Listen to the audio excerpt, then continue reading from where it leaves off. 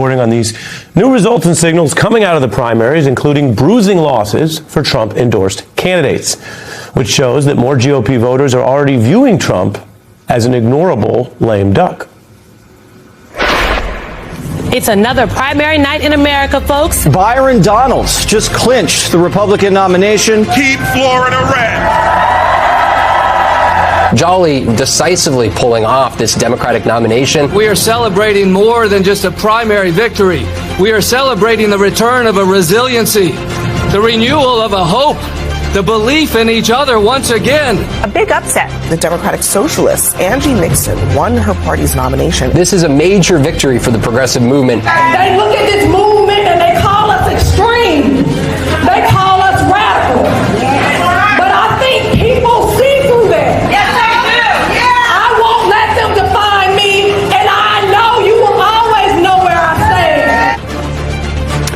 You heard those references to upsets. You know, primaries can often come down to just the party faithful, and they have often lower turnouts. But this year, we're actually seeing two key trends across several of these primaries. Higher turnout and interest, which Democrats say could build towards a blue wave in November, and voters in both parties rebelling against establishment picks, especially those that are trying to be offered out of Washington. Now, think about this. The political media often covers that point I just referenced and that trend by focusing on leftists and Democratic Socialists who are winning some primaries. And they are bucking more establishment candidates, including last night. That's happening. But interestingly, we see a similar trend right now in the GOP primaries, where Trump is now an unpopular establishment figure like a Biden or a Bush when their approvals waned. And voters are starting to reject his endorsed candidates as well. That's what voters did just yesterday. One report noting the GOP spurned Trump's endorsement in 2 House races, even in Florida, of course, home to Mar-a-Lago. It's where Trump now calls home when he's not at the White House. And that's 6 Trump candidates losing just this month alone. It shows the limits of his influence with sagging approval even among Republicans, the Hill reports. While Democrats backed a progressive for senator in Florida, a Democratic Socialist who you just heard from there, Angie Nixon, which suggests that in some places Democratic voters are hungry for what they perceive to be new, strong leaders. And this goes beyond just fighting Trump. Because, you know, I always try to keep it real with you. Let's just say few people outside of Florida have been tracking every single candidate in the primary there. But I will remind you or tell you that Nixon actually beat someone who was once the face of standing up to Trump, someone who did risk his career for it.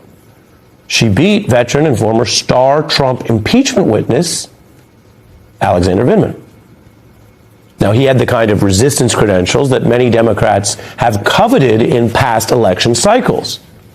But it wasn't enough yesterday. The Post headlining that loss of a key witness from the Trump impeachment days.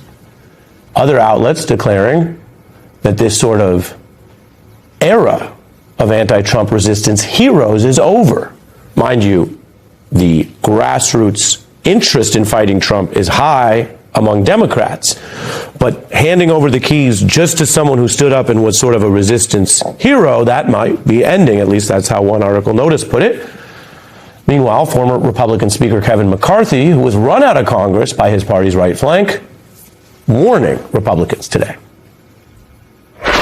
The midterms right now, I'm worried because the generic ballot's over 6. So that's advantage to the Democrats.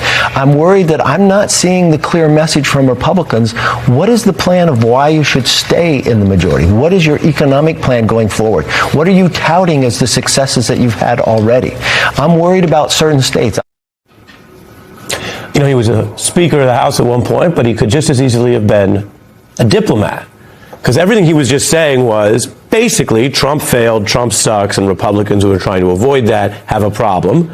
I'm just translating it for you. Maybe I'm Kevin McCarthy's Trump anger translator, although it's not a job I'm applying for. But he said it, of course, without trying to further antagonize Trump and the right flank that ran him out of office. But he did say it on Fox News. Presumably, he sees the problem and the failure, and so do a lot of Republican primary voters who I just showed you are often now just rejecting the Trump-endorsed candidates. Now we're going to turn to our midterms outlook to start the show tonight with 2 guests who know this terrain very well. Politics Nation host Reverend Sharpton has actually been hosting top Democrats at his National Action Network convention, really chopping it up and learning where people stand. And two-term New York City Mayor Bill de Blasio, who squared off against Trump and worked with then-President Obama on police reform. This is not a problem simply of Ferguson, Missouri. This is a problem that is national. The president referred to what each of us feels that gives us a sense of urgency. You see the two of them there together at the White House. Both men have also run in the Democratic primary for president, looking slightly different in their younger days. Rev looks better, and it's great to see you. Yeah, thanks. Very diplomatic. You handle that beautifully. Well, diplomacy seems to be a theme.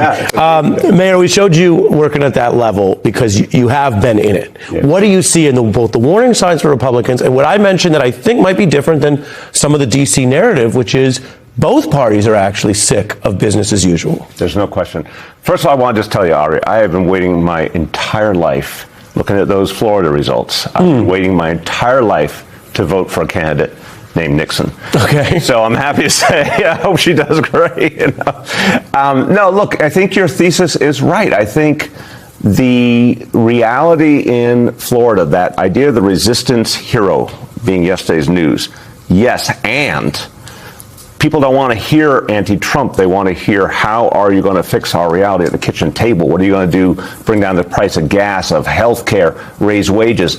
You know, Angie Nixon spoke to those issues. A lot of the progressives have been just extraordinarily disciplined about staying on affordability. I think Mamdani did a great job last year setting that tone. So the Democratic establishment in Washington has been trailing behind that reality, finally starting to catch up with the progressives. I think that is a reality. At the same time, there's no question that Trump is losing his own party, not only because folks have felt the effects, right? Republicans and Trump voters seen their gas prices gone up, but also that air of inevitability is gone. A year ago today, if we were talking about Trump, we'd be talking about how much power he had in his own party and on a roll with his executive orders. He doesn't have a vision anymore, especially starting with the war. And I think his voters see it too, and they realize this trip is over. I definitely feel that is correct, because you should not underestimate the fact that Nixon was a state legislator, was working on the ground talking about the issues, and even said, I may disagree with some of the DSA stuff, but I agree with others. Running against a guy who basically had no campaign and basically was playing as a celebrity who stood up to Trump, and he should be given credit for that.